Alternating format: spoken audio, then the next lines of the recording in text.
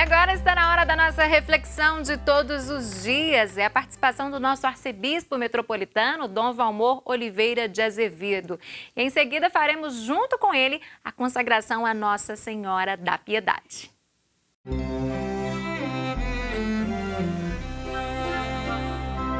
Amado irmão, amada irmã, saúde e paz. Aqui estamos congregados por graça de Deus ao redor de nossa Mãe Maria, que sempre nos inspira na escuta da palavra de Deus para proclamar esta palavra e acolher a interpelação que sempre, todo dia precisamos e que dela sempre nos vem.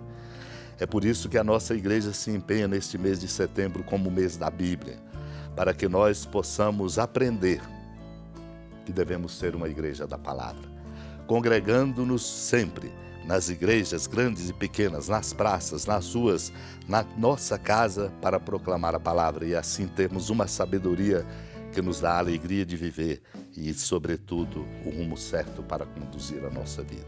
Assim fazemos porque somos discípulos e discípulas de Jesus Cristo, como acentua o decreto sobre a ação missionária da Igreja do Concílio Vaticano II. Cada discípulo de Cristo tem a sua parte na tarefa de propagar a fé. Apesar disso, Cristo sempre chama dentre os discípulos aqueles que quer para que estejam com Ele e os envia a evangelizar os povos.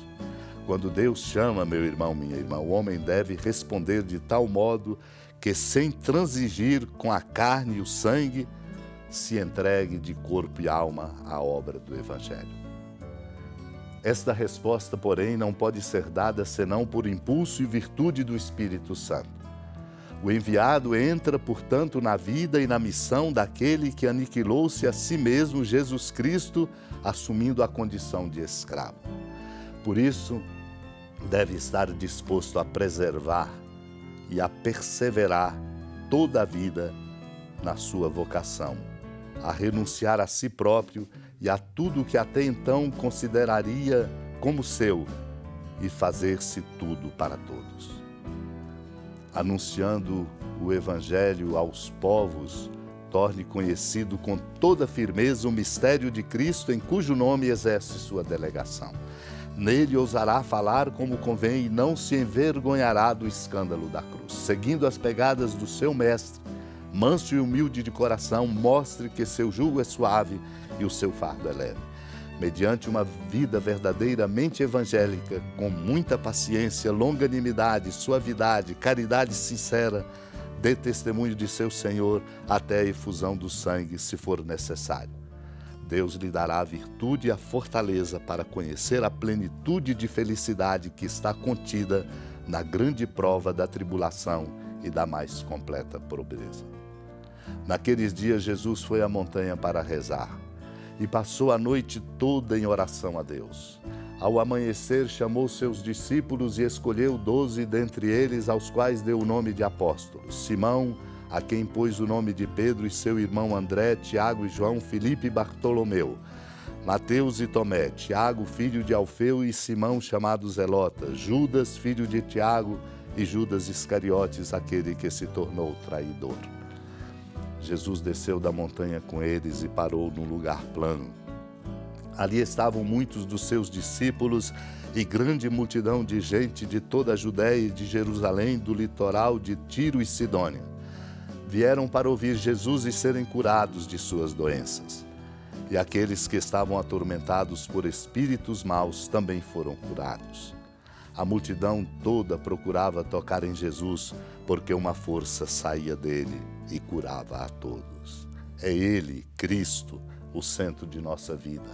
É Ele a fonte para devolver pela força do amor a inteireza que perdemos pelo pecado. Por isso mesmo, Ele mostra-nos que é preciso criar uma profunda intimidade, como uma cultura, como hábito, uma intimidade profunda com Deus, o seu Pai, nele, por Ele, na força do Espírito Santo.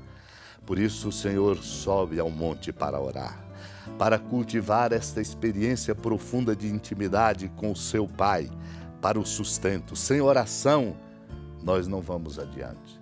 Sem a oração, que é essa intimidade profunda de escuta de Deus, escolheremos segundo nossos critérios e nunca teremos o rumo certo para a nossa vida. Somos chamados, portanto, como Ele chamou seus discípulos e os escolheu, somos chamados a participar desta missão. Missão que se sustenta nesta experiência profunda de intimidade, que faz inclusive nascer desta intimidade a coragem da profecia.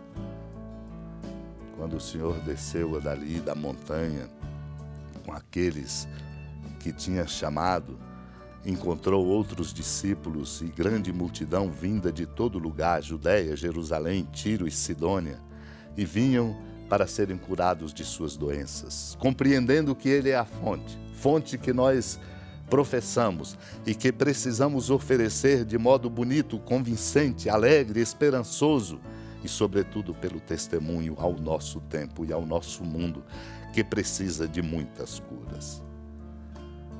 A multidão ali se ajuntava ao redor dele e procurava tocá-lo, porque dele saía uma força. A força de que precisamos vem dele, meu irmão, minha irmã. Por isso é preciso colocar Cristo em primeiro lugar como centro de nossa vida. É preciso compreender o alcance da força do amor de Deus. Sua força inesgotável, como nos aponta nos sermões São Bernardo.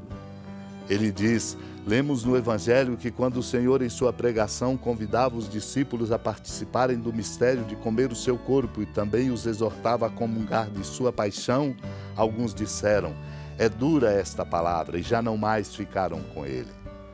É ele o centro. Sua palavra será sempre exigente, pedirá de nós um novo modo de ser, mas é a palavra. Por isso, Pedro responde, Senhor, a quem iremos? Tu tens palavras de vida eterna. Meu irmão, minha irmã, que até hoje, para alguns é evidente serem as palavras faladas por Jesus, Espírito e vida, e por isso seguem-no. Para outros parecem duras e vão embora de outra miserável consolação, em busca de algo que de fato não satisfaz ao coração humano.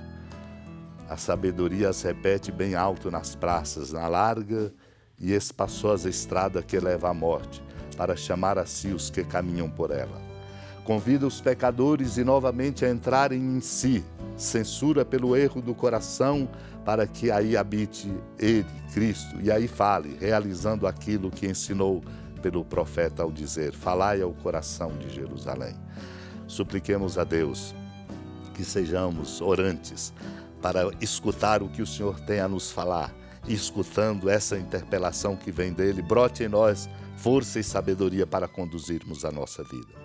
Unidos à amada Mãe Maria, supliquemos esta graça que ela tem e é para nós inspiradora e sempre exemplar. Supliquemos. Senhora da piedade, Mãe Virgem do Cristo Deus. Lembrai-vos, ó piedosíssima Virgem Maria, que nunca se ouviu dizer que alguém daqueles que, tendo recorrido à vossa proteção, implorado a vossa assistência e reclamado o vosso socorro, tenha sido por vós desamparado. Animado com igual confiança, a vós recorro, ó Virgem das Virgens, e gemendo sob o peso dos meus pecados, me prostro a vossos pés.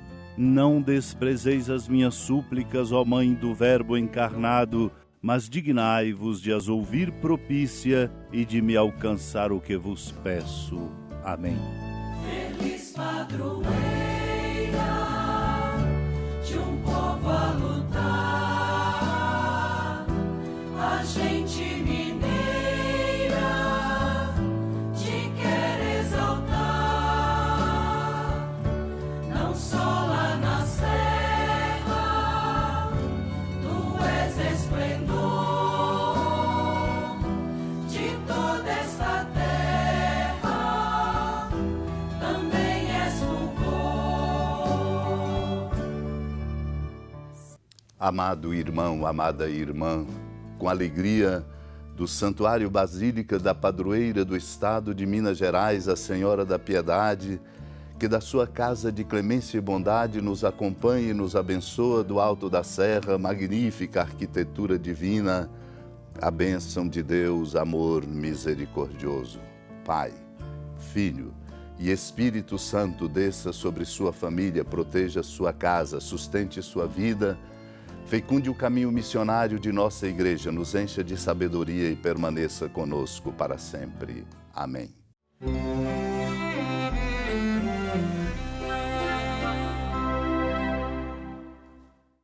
Vamos ficando por aqui hoje, então. Obrigada pelo seu carinho mais uma vez. Na sequência, eu deixo vocês com as imagens do canteiro de obras da Catedral Cristo Rei. E reforço o convite, viu, para você aí do outro lado nos ajudar nessa construção que é tão importante para a nossa história, para a nossa fé, né? Essa linda história de fé e de amor, então, precisa da sua colaboração. O telefone aparece na telinha para você, é o 3269-3100. 3269-3100. Fiquem com Deus, um ótimo dia. Até mais. Tchau, tchau.